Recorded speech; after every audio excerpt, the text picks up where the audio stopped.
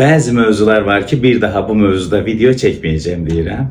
Belə qəşəng tonton videolar paylaşacağım deyirəm, biraz güləcəklər indi.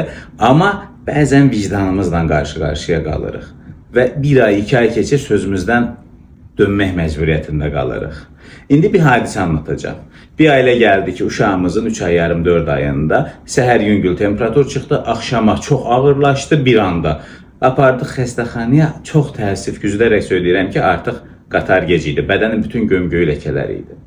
Belə bir ailəyə mənim sorduğum sual nədir?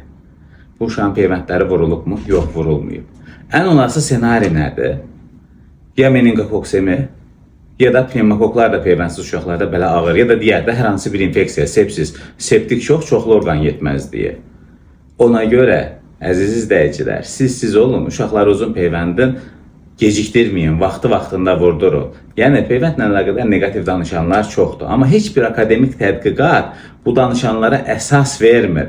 Bizdə bir xalq deyimi var, aşığın sözü qutaranda aman deyər. Bu arada mən aşıqlar musiqisini çox sevirəm. Bu da belədir. Yəni, səbəbini tapa bilmədikləri hər şeyi peyvəndə bağlayırlar. O isə ki, heç bir akademik tədqiqat bunu göstərmir. Bir qızılcadan olan ağırlaşmaları, su çiçəyin beyinciyi tutması, qulağı tutması, bir hepatit B-nin nə qədər problemlər yarattığını, bir tetanozun aylarla reanimasiyada nələr çəkdiyini siz bilirsinizmi, görmüsünüzmü? Ona görə bu mövzuda elmi savadı olmadan danışanlara qətiyyən etibar etməyin, uşaqlarınızın vaxtında peyvəndlərini elətdirin.